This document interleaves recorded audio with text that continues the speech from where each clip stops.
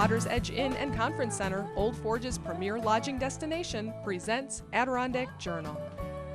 Good morning. I'm Gary Van Riper. Welcome to Adirondack Journal. I'm standing at Old Forge Hardware, where I have an inspiring holiday story to share with you that begins here in Old Forge and ends in Utica and throughout the Mohawk Valley. It's a story about knitters, mittens, and needy children. Knitters throughout the Old Forge area, including members of the Pointed Pine Quilters Club, have knitted over 400 hats and mittens for the Clothe Child Project in Utica. We meet up with some of the volunteers at the Church of Our Lady of Lourdes in Utica, busy matching up the donated new coats with hand-knitted hats and mittens. Right now, we are at the culmination of Clothe the Child Project, in which we start probably the end of January, first part of February, buy up as many coats as we can at half price or good prices. And then we go ahead and start buying some more. We've had a few places that we've been able to get good deals at. And then after that, in September, when the schools go back, we write to the schools that we take care of, and we tell them to get us a list of the child, the boy or girl, age, and let us know.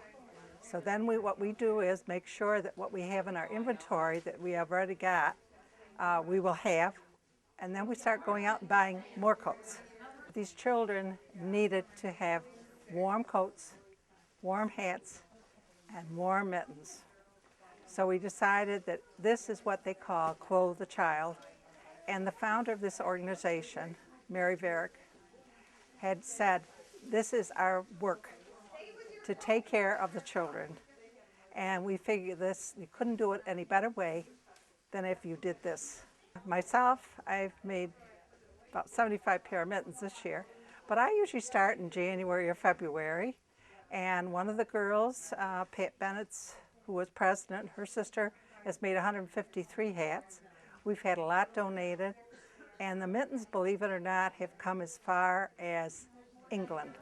Also, a big group are from the Old Forge hardware store, and they have been terrific. They have given us over 200 pairs of mittens. Just this year? Just this year. And we do get thank you notes. I am utterly amazed. And it just makes your heart so warm and so happy that these children are going to have something warm to wear. And that's the whole thing. Not only is Old Forge Hardware the drop-off point for your finished mittens, but for those of you who don't have yarn, the owners here generously donate the material for your mitten project. So if you're a knitter, what a wonderful way to add a page and a stitch or two to your own Adirondack Journal. But since I left me flag at home, I simply have to say thank you very, very, very much. I saw Scrooge a few years ago, and my very closest friend Judy got me involved. She's Mrs. Featherwick's. I love the singing and the dancing because I'm a dancer. Most definitely I will be in it again. I've been in since the very beginning, and first year I played, I was a stage manager. Second year and third year I was one of the ladies who had a few short lines, and then I became Mrs. Cratchit and had the awesome privilege of performing Scrooge a million times at the original Players Theater on Oxford Road.